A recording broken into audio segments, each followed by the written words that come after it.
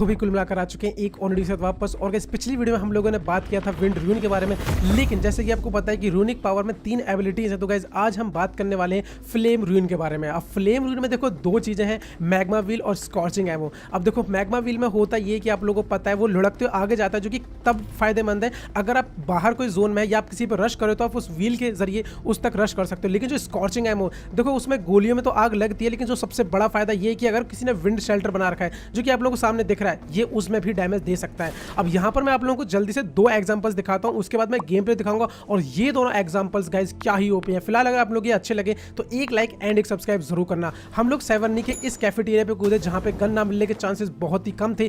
फिलहाल मेरे को जैसी पिस्टल मिली मैंने देखो स्कॉर्चिंग एमो को ऑन किया और ये देखिए इस बंदे के हाथ में थी टॉमी गन और मेरे ये स्कॉर्चिंग एमो का शिकार हो गया। सो गाइस ये था पहला एग्जांपल स्कॉर्चिंग एमो का, लेकिन अब मैं दूसरा एग्जांपल दिखाने जा रहा हूँ, वो है मैग्मा व्हील का। एंड गाइस सही में ये बहुत ही ज़्यादा ओपी है। मुझे कमेंट करके बताना आप लोगों को कैसा लगा। वो कुछ ऐसा कि हम यहाँ आए, सामने से गाड़ी आ रही थी, इसलिए सबसे पहले मैग्मा व्हील डाला के ये मैंने प्री फायर दिया, अगेन प्री फायर दिया,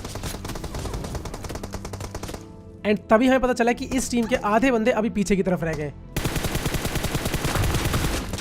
अब देखो इस मैग्मा व्हील को तोड़ना इतना भी आसान है नहीं, तो फिलहाल मैं देखो क्या करता हूं, यहाँ पे आगे रश करने के लिए एक और मैग्मा व्हील का यूज करता हूं, लेकिन तभी हमें पता चलता है कि पीछे एक और टीम आ चुकी है, तो मतलब ये टीम तो फिनिश होगी। लेकिन अब ये मैंने दूसरी टीम का पहले बंदे को नॉक किया। आगे बढ़ने के लिए फिर से मैं एक और मैग्मा व्हील डालता हूं।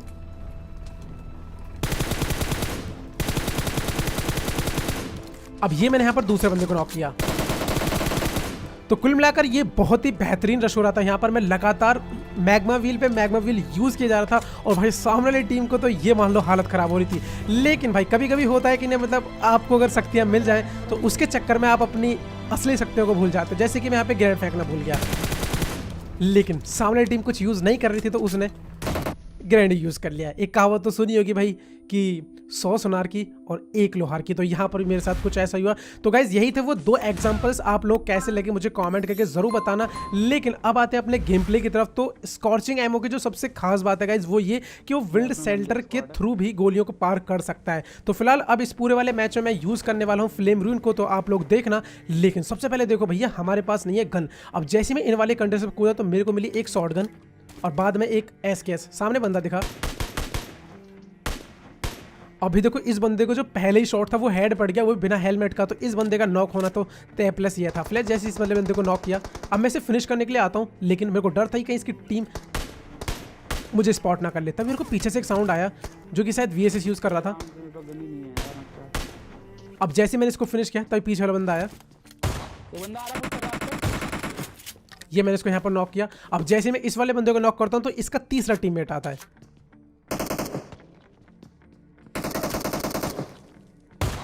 अब भाई हम तो मेरी किस्मत देखो बस।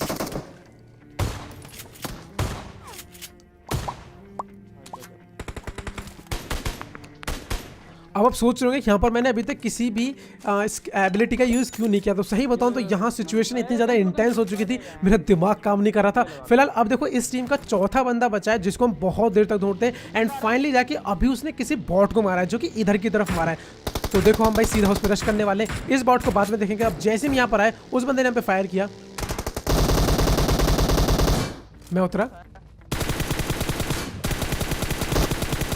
एंड भाई साहब अब जाके यहाँ पर पहली स्क्वाड क्लियर हो चुकी है। तो अब एबिलिटीज को यूज करने का टाइम आ चुका है। तो चलिए भाई सबसे पहले हम लोग आते हैं रोजॉक में। अब जैसे ही हम लोग रोजॉक आए हमें पता चला कि भाई रोजॉक हिल पे तो चल रही है खतरनाक वाली लड़ाई, और उस लड़ाई में अब हमको हिस्सा लेना है। तो मैं जल्दी से रश करने के लिए भैया तैयारी करता हूँ, और जल्दबाजी के चक्कर में मेरे से ये हो जाता है। फिलहाल जैसे ही हमारी ये गाड़ी ठुकती है पता चलता है कि और बंदे भी यहाँ पर हैं, जिसमें कि भाई साहब एक बंदे ने भाई अभी रनिंग हेडशॉट मारने की कोशिश करी हम में से किसी एक के, लेकिन वो कामयाब हो नहीं पाया। फिलहाल हम जैसे यहाँ पर आए अब मेरे को एक एक करके बंदे स्पॉट होने लगते हैं। ये मैंने अपनी एबिलिटी को यूज किया,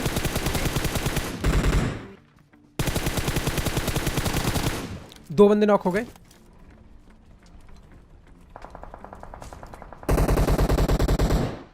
अब यहां शायद मेरे को लग रहा है किसी ने मेरा किल चुरा लिया। अब देखो जैसे हम इन बंदों को फिनिश करते हैं तो मैं यहाँ वापस आता हूँ लूटने के लिए, क्योंकि अभी मेरे को जो भैया चाहिए था सामान, मेरे पास थ्रोल्स वगैरह थे नहीं, तो इसीलिए सबसे पहले कवर बनाता हूँ अपने लिए। तो यहाँ पर मैग्मा व्हील का मैंने अच्छा यूज़ किया, क्योंकि हो सकता है अगर आगे से कोई रश कर दे, और यकीन मानो भाई उधर देखो बंदा था भी, मैं आप लोगों को दिखाता हूँ।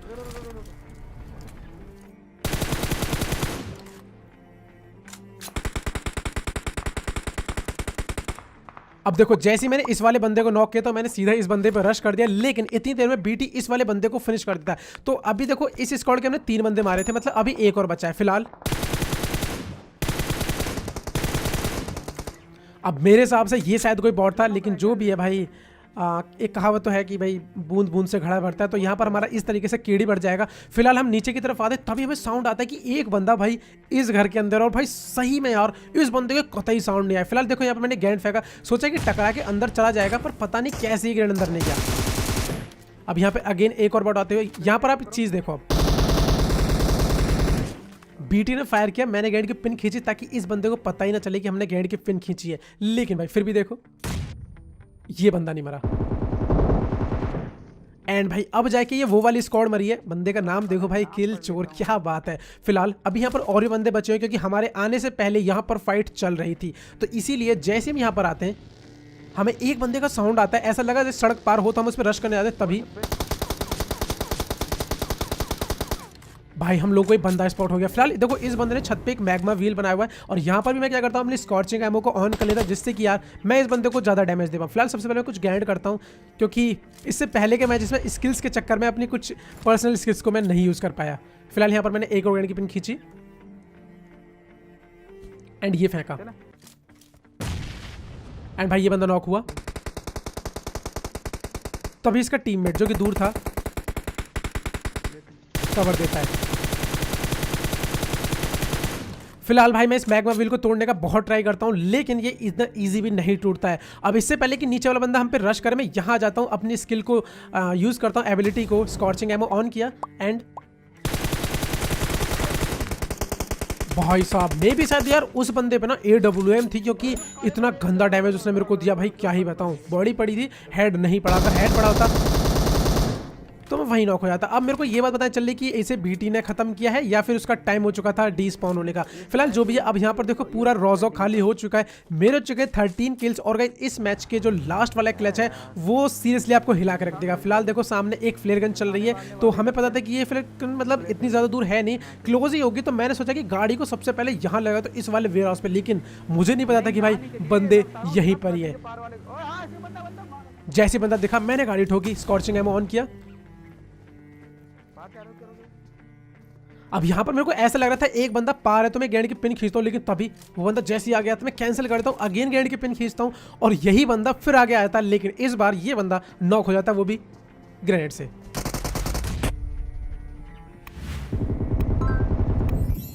जैसे इसको नॉक किया, दूसरा बंदा आया, उसे भी नॉक किया।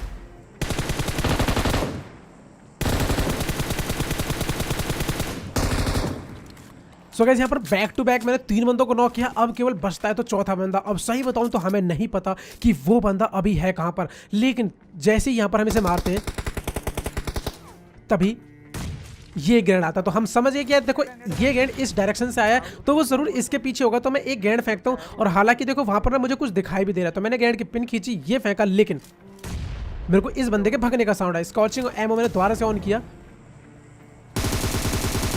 और भाई ये वाली स्क्वाड का तो क्या ही भुरता बनाया है। मतलब गाइस सही में कमेंट करना क्यों यार, मतलब तो मैं इससे जो लास्ट वाली स्क्वाड है ना, मैं एक मोमेंट पे आप लोगों से पूछने वाला हूँ कि वहाँ हमारा क्या होने वाला है। तो फिलहाल हम इस वाले घर पे आते हैं, तभी हम लोगों को ना ब्रिज पे गाड़ी दिखाई देती है। मेरे को ऐसा लगता है मतलब कि जैसे ब्रिज पे कैम चल रहा है, तो बस हम चेक करने जाते हैं। वैसे उम्मीद थी नहीं, तो हम सबसे पहले यहाँ पर आकर रुक जाते हैं। और जैसे मैं यहाँ पर आया, अब मैं यहाँ पर मैग्मा वॉल का यूज़ करने वाला था, क्योंकि कवर के लिए, क्योंकि मेरे पास केवल वही एक ऐसी चीज़ है जिसका मैं कवर बना सकता हूँ। अब जैसे मैं यहाँ पर आया, ये मैंने मैग्मा वॉल का यूज़ किया, कवर बनाया, लेकिन तभी एक बंदे का साउंड हमें क्लोज से आया।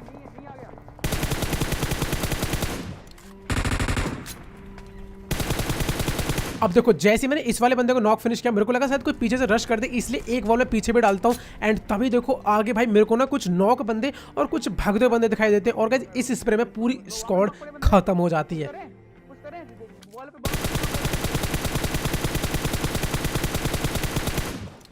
फिलहाल अब देखो यहाँ पर मेरे को डायरेक्ट किल मिले थे तो मेरे हिसाब से पूरी स्क्वाड फिनिश हो चुकी है, लेकिन अब इस बात को भी ध्यान में रखो कि वहाँ पर एक फाइट चल रही थी, तो मतलब हो सकता है कि दूसरी टीम के अभी वहाँ पर बंदे बचे हुए हैं, इसीलिए हम गाड़ी लेके एक बार कंफर्म करने के लिए जाते हैं। और सही बताऊँ तो हम कंफर्म ही करके आते हैं उनको, क्योंकि जितनी बार हम ये चेक करने के लिए जाते हैं हमें बंदे हैं कि नहीं, हमें हमेशा बंदे मिलते हैं। अब जैसे हम यहाँ पर आए तभी सामने से फायर हुआ।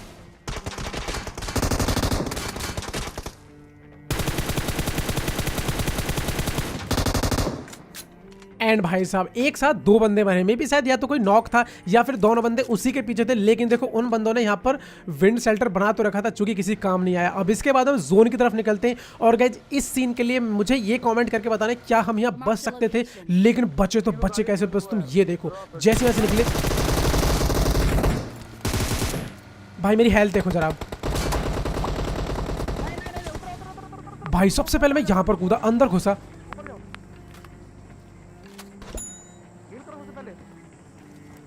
अब मैं यहाँ पर कंफ्यूज था, मुझे लगा कि यहाँ पर कोई गैर ना फेंक दे। अब जो भी है यार, मैंने बस ये सोच लिया कि जान है तो जहान है, सबसे पहले एक मेडिकेट तो बनती है, तो यहाँ पर मैंने मेडिकेट लगाई और जैसे मेरी मेडिकेट लगी सो गाइस चलिए अब स्कॉर्चिंग एमो को ऑन कर लेते हैं।